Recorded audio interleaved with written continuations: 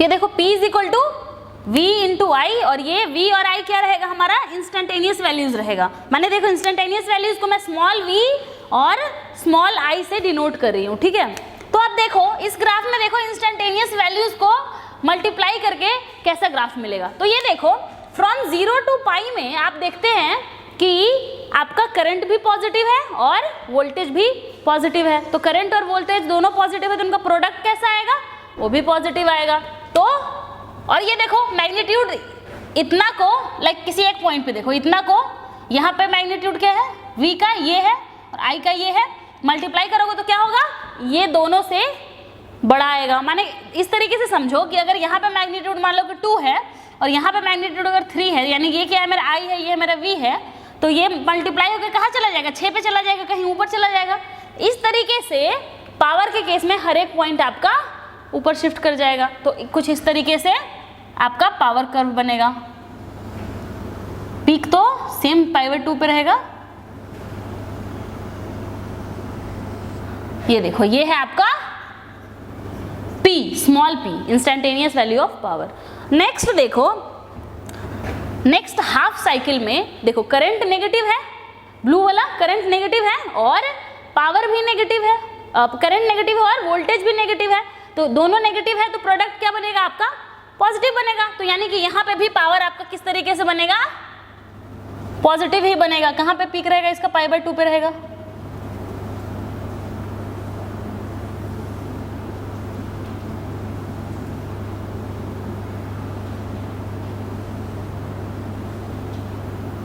है ना, कुछ इस तरीके से आपका पावर बनेगा। This graph shows P. I don't have another color marker actually. I should use another color. But see, the taller graph here is your power graph, because this instantaneous power is multiplication of the two smaller graphs, that is I and V.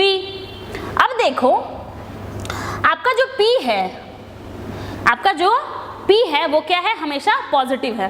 तो P positive का मतलब होता है, so P is equal to positive always. इसका मतलब होता है कि आपका पावर क्या है, हमेशा एक ही डायरेक्शन में फ्लो कर रहा है। So power flow here is always in one direction, that is the positive direction. ठीक है, तो ऐसा पावर जो हमेशा एक डायरेक्शन में फ्लो कर रहा है, वन डायरेक्शन मींस आपका पावर हमेशा सोर्स टू लोड की तरफ ही फ्लो कर रहा है। आपका पावर हमेशा बैटरी से रेसिस्टेंस में ही जा रहा है, कभी रेसिस्टेंस से बैटरी में नहीं जा रहा है, क्योंकि पावर हमेशा एक ही डायरेक्शन में फ्लो कर रहा है, हमेशा क्या पॉजिटिव डायरेक्शन में ही फ्लो कर रहा है। Magnitude is changing here but direction is always in the positive side. Okay, so this power is always flowing from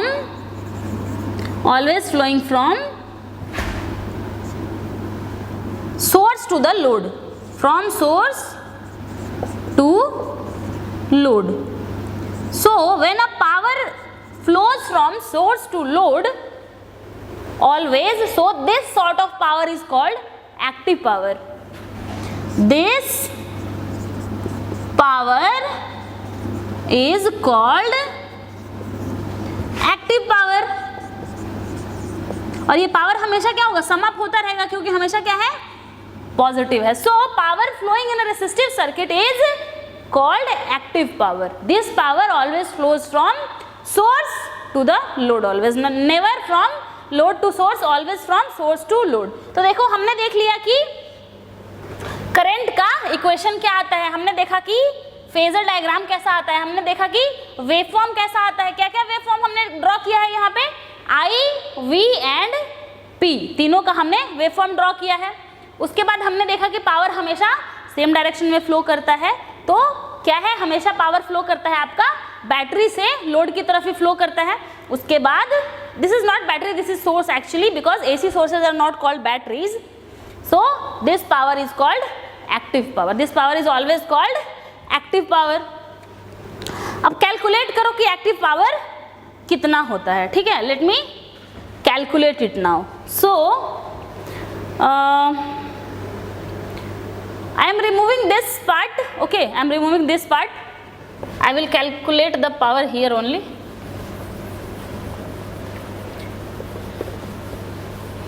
So this active power, और इसको हम लोग रियल पावर भी कहते हैं, और रियल पावर, एक्टिव पावर और real power, this is called. Okay,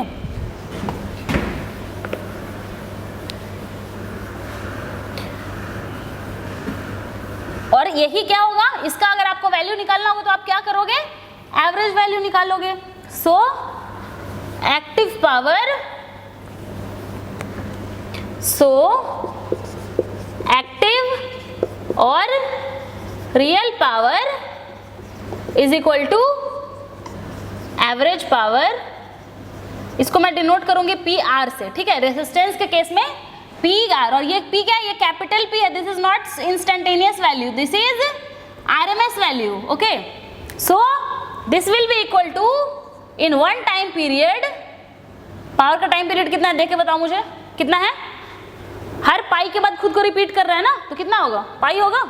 तो see, I am denoting it as capital P R. This will be equal to क्या होगा,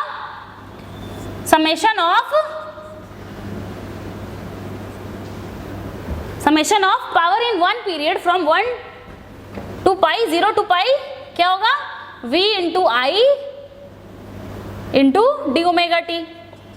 अब V और I का वैल्यूज पुट करो. 1 by pi from 0 to pi, V is Vm sin omega t and I is Im sin omega t d omega t. Now you see this will give you 1 by pi into Vm Im and sin square omega t d omega t from 0 to pi. So Vm Im, अब इसको integrate करो, क्या मिलेगा, क्या होता है ये, 1 minus cos 2 omega t by 2 from 0 to pi into d omega t. आगे तो आपको पता ही है क्या करना है, Vm Im by 2 pi into क्या होगा, दो टर्म्स बनेंगे आपके. एक तो क्या होगा, pi minus 0 and minus sine का इंटीग्रेशन फ्रॉम 0 to pi.